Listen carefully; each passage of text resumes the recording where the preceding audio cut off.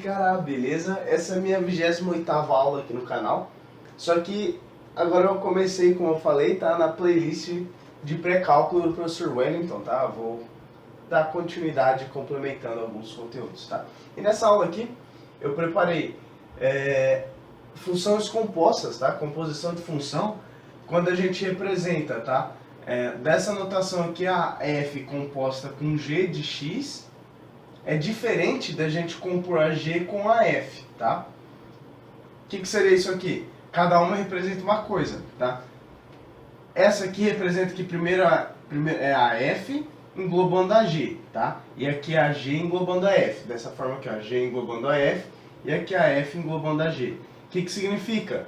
Significa, por exemplo, se a f de x for igual a 2x mais 3 e a g de x for igual a x ao quadrado, então quer dizer que a f de g de x, tá? Ela vai ser o quê? Vai ser, na verdade, a f de x era, eu colocava o x aqui, né?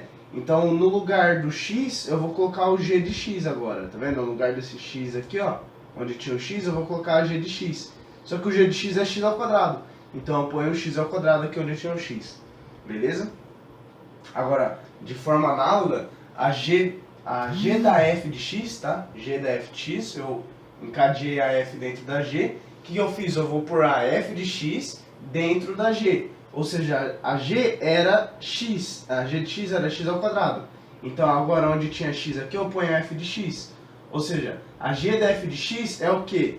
É a f de x ao quadrado, tá? Onde tinha o x, eu elevei ao quadrado. Então a f de x, que tinha aqui, eleva ao quadrado. E a f de x é 2x mais 3, né? 2x mais 3. Então aí aplica as propriedades lá que eu mostrei nas outras aulas. Lá na minha playlist. Cara, se você não viu as minhas aulas anteriores, confere lá, beleza? Que tem muito conteúdo muito bacana. E, então, evidentemente, ficou claro, né, que a f de g de x, essa aqui, ela é bem diferente, né, da g da f de x. É bem esse sinal aqui de diferente, tá? Então, na maioria dos casos, esse vai ser diferente disso. Só que tem casos que sim, vai ser a mesma coisa. Como esse aqui, ó. Esse caso aqui é o seguinte. Eu continuei chamando a g de x de x ao quadrado, só que agora eu vou chamar f de x de x ao cubo, tá? Eu só mudei isso aqui.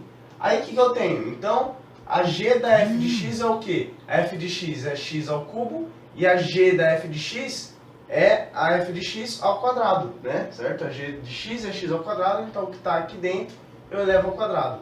Como f de x é x ao cubo, então eu elevo x ao cubo ao quadrado da x à sexta.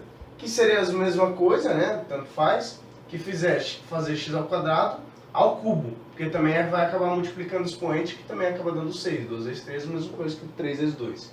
Tá? E isso aqui, na verdade, é o quê? Essa aqui é a nossa g de x, né? Que é x ao quadrado é a g de x.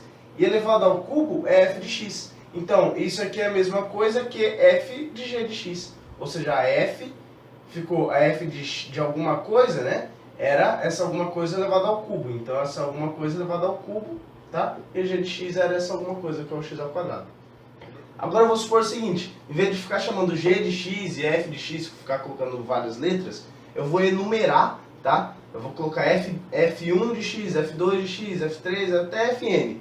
Tá? Porque assim, os números naturais, enumerando eles, a gente não precisa ter um limite, tá? Se for colocando só letra, vai chegar uma hora que a gente tem um limite, porque só tem uma certa quantidade de letras no nosso alfabeto. Mas beleza, enumerando não tem problema. Então f1 de x eu vou chamar de x elevado a 1, né? Porque a g era x elevado a 2, aqui a x elevado a 3, vamos fazer esse exemplo aqui, tá? Se for f, de forma geral, f de n, fn de x é igual a x elevado a n, tá? Então a gente tem o seguinte, se a gente catar a FA da FB de x, fica o que na verdade? Ficaria a FA, eu vou puxar pra cá, a FA, ela é o que está dentro aqui, né, que no caso é FB de x, elevado a A, né? Que nem eu fiz aqui, ó, f de n é igual ao que está dentro elevado a n. Então o que está dentro elevado a n, só que a FB de x é na verdade x elevado a b, tá? Que nem a gente fez aqui, ó, x elevado a b. Então, x elevado a b elevado a a é a mesma coisa que x elevado a vezes b ou b vezes a, beleza? Então, Da mesma forma, f de A, da f de B, da f de C é igual, né, a x elevado a vezes B vezes C. Então, ó, ampliando, a gente tem isso aqui, ó, a FA1, da FA2, da FA3, da FA4 até a FAN de x, tá? Por que eu chamei de FA1, FA2, FA3? Pela mesma razão, tá? Que eu falei, em vez de ficar chamando uma função de cada uma de F, G, H, tá? A gente enumerou os índices da...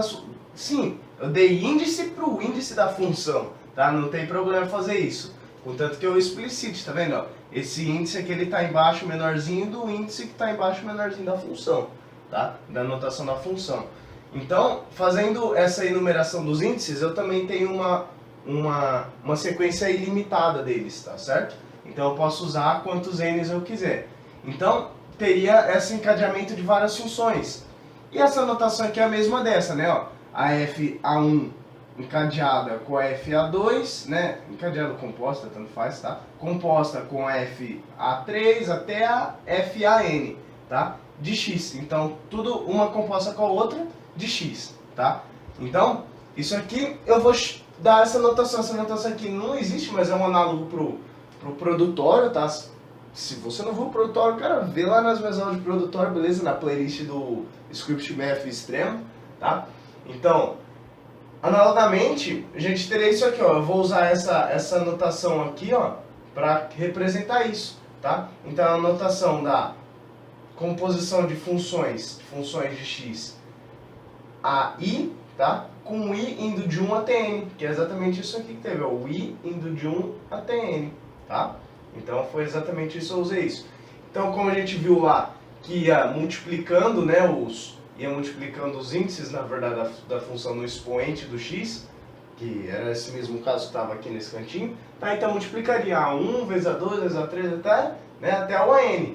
Então a gente teria o x elevado ao produtório de A a I, né, com indo de 1 até n, que é o caso dos índices, né? Esse aqui será o terminho lá que a gente tem, beleza? E o termo, que é no caso o expoente 1, o expoente 2, né? Ele está variando o índice, porque é o primeiro, o segundo, o terceiro até o enésimo, tá?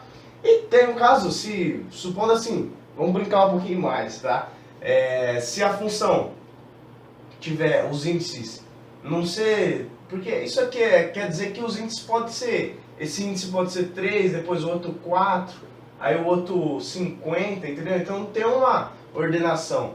Agora, supondo que o A1 fosse 1, o A2 fosse 2, o A3 fosse 3. Então, exatamente esse caso, tá? Então, a FA1 encadeada com a 2, com a 3, com a 4, com a 5, até com a N, tá? Então, assim, a F1, né? O índice indo de 1 até N de x.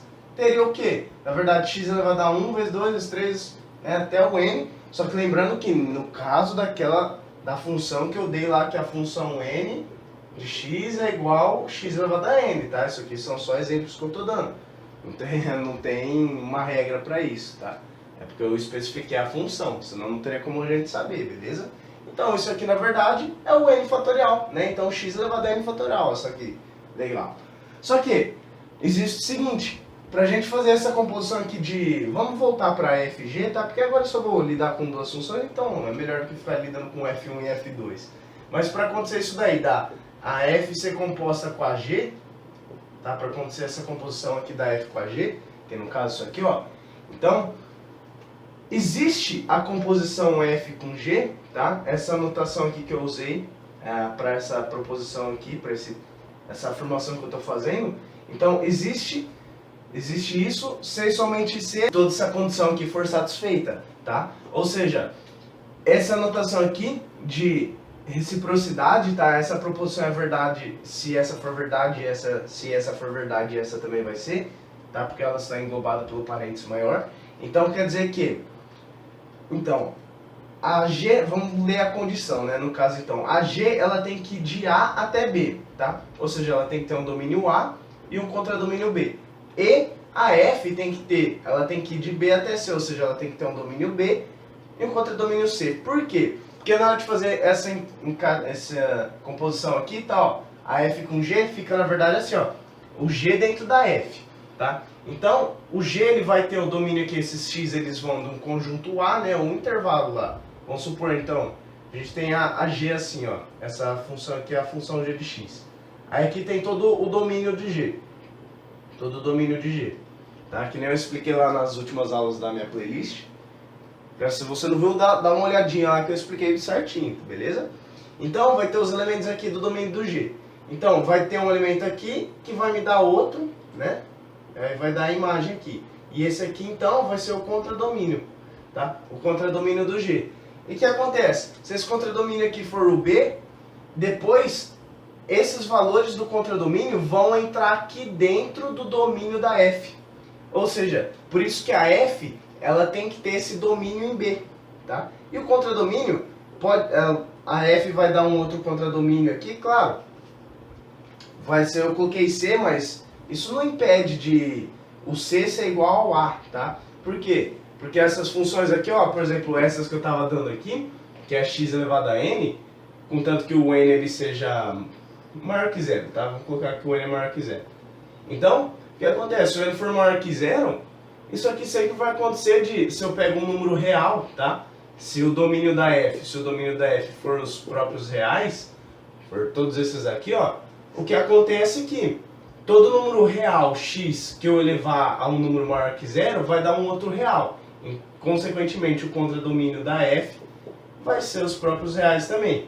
Então, ó, isso aqui vai ser o real, ou isso aqui vai ser o real também. Da mesma forma o g. Se o g também era x elevado a alguma coisa, então vai ser os reais, vai ser os reais. Então não tem problema. O g ele ia dos reais até os reais. Aí ele entrava dentro da f, que a f pegava esses valores dos reais e tacava para os reais de novo. Então, nesse caso aqui, não tem problema nenhum. Agora, tem certos casos que já causam problema, né? Por exemplo, a função 1 sobre x, ela não vai dar um valor igual a zero, né? Então ela nunca vai ser igual a zero, ela é diferente de zero. Então se eu colocar alguma função aqui, f de g de x, tá? Que a f é igual a 1 sobre x e o g em algum ponto lá A, tá? O g em algum ponto A vai dar zero. Aí se eu colocar esse zero dentro do x aqui, ó, a f de x vai ficar, a f desse g aqui, ó, vai ficar 1 sobre 0, tá? Aí a f do g ficaria 1 sobre 0. Só que 1 sobre 0 é uma indeterminação, né? A gente vai ver mais pra frente só com limites. O professor Wellington já mostrou bastante também. Mas aí não pode um caso desse, tá? Então é onde, no caso, o contradomínio do B não bateu com o domínio da F. Tá? Então essa composição só acontece se o contradomínio do que está dentro bater com o domínio do que está fora. Finaliza essa aula por aqui então, cara, beleza? Se gostou, deixa nos comentários aí, deixa eu curtir, dá aquela apoio pra gente, beleza? Se não é inscrito ainda, se inscreva no canal. Espero que tenha gostado dessa novidade ou aqui nessa nova playlist, beleza? E na próxima aula a gente vai ver mais casos de composição, tá ok? Depois mais pra frente vamos estudar mais a fundo o cálculo também. A gente se vê lá, valeu!